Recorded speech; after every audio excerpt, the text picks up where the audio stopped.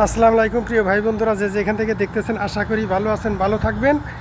এই যে আমরা যেই দেশের লোকের সংখ্যা মূর্খ, জ্ঞানহীন এবং অজ্ঞ লোকের সংখ্যা বেশি, সেই দেশে রাজনীতিবিদেরা প্রভাব বিস্তার করে সহজেই। আমরা বাঙালি জাতি হিসেবে মূর্খ, জ্ঞানহীন, আমরা অজ্ঞ, এই জন্যই আমাদের মাথায় কাঁঠাল ভেঙে তারা খাইতে পারে, খাওয়াটা সুবিধা হয়। আমাদের মাথায় কাঁঠাল ভেঙে খাওয়াটা রাজনীতিবিদের জন্য খুবই সহজ হয়। আমরা কৃষক, আমরা শ্রমিক, আমরা গার্মেন্টসওয়ালা, আমরা মূর্খ, আমরা জ্ঞানহীন।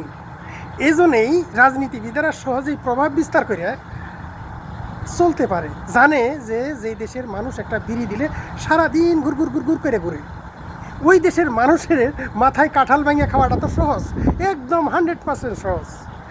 এজন্যই মন যা চায় সকালে এক কথা কয়, বিকেলে কথা কয়। রাজনীতিবিদেরা জানে যে এই দেশের লোক তো মূর্খ, বাংলাদেশের লোক তো মূর্খ, জ্ঞানহীন। এরা জ্ঞানহীন, এগোরে একটা বিড়ি দিব, সারাদিন ঘুরবো, আর 500 টাকা দিলে তো তারা বিক্রি হয়ে যাবো। এই জন্যই আমাদের মাথায় দেখে যে চুল নাই, আমার মাথায় কাঁঠাল ভেঙে পুটপুট করে খাইতেছে, আর আমরা জুত করে বলে হয়েছি। সকালে কথা কয় তাও মানে নেই, বিকেলে কথা কয় তাও মানে নেই, আর নিজের জাহের করতেছে আমরা মুসলমান। একজন মুসলমান কি মিথ্যা কথা বলতে পারে? একজন মুসলমান কি চুরি করতে পারে? একজন মুসলমান কি ডাকাতি করতে পারে? একজন মুসলমান কি ব্যাংক লুট করতে পারে? কোনো কৃষক ব্যাংক লুট করছে, আমার মতো শ্রমিক কোনো দিন ব্যাংক লুট করছে, তারপরে গার্মেন্টসওয়ালা কোনো দিন ব্যাংক লুট করছে? ভাই, বাংলাদেশের যারা নিম্নবিত্ত, যারা মূর্খ, অশিক্ষিত, তারা কোনো দিনও ব্যাংক লুট করে না। ব্যাংক লুট করে গ্র্যাজুয়েট অফিসার, শিক্ষিত, জজ, ব্যারিস্টার, যারা বড় হাই কোয়ালিটির লোক তারা।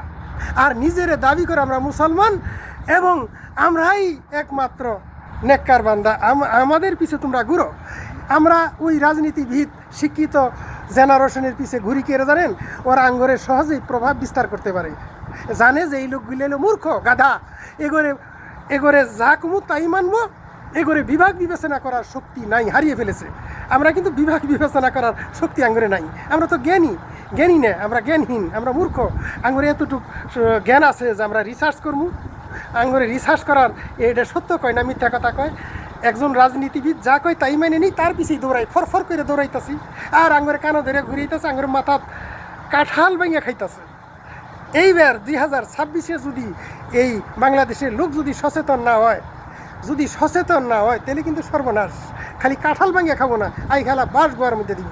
তাই প্রত্যেকটা রিক্সাওয়ালা, শ্রমিকওয়ালা, তারপরে গার্মেন্টসওয়ালা, প্রত্যেকটা ভাই সচেতন। আপনার ভোটটা আপনি কারে দিবেন চিন্তা ভাবনা করে দেন, বুঝা শুনে দেন। হ্যাঁ, একজন চুর ডাকাত দিতে দেন যাবো না, তার ভোট দেন যাবো না।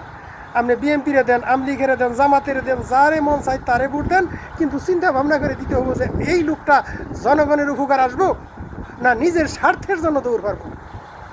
আপনি আমার রিক্সাওয়ালা, শ্রমিকওয়ালার উপকার আসবো এই লোকটা এরে ভোট দিলে, না এই লোকটা ব্যাংকে টিহা মাইরে নিয়ে আমেরিকা যাবো গা। চিন্তা ভাবনা করে আমেরিকা যাবো গা, তারপরে লন্ডন যাবো গা, তারপরে জাপান যাবো গা। কি বুঝলেন? চিন্তা ভাবনা করে আপনি করে এখন সময় এসেছে সচেতন হওয়ার জন্য। ভিডিও লাইক দিবেন, শেয়ার দিবেন। কথা যদি ভালো লাগে তাহলে একটু লাইক শেয়ার করে দিবেন। আসসালামু আলাইকুম, প্রবাস হইতে।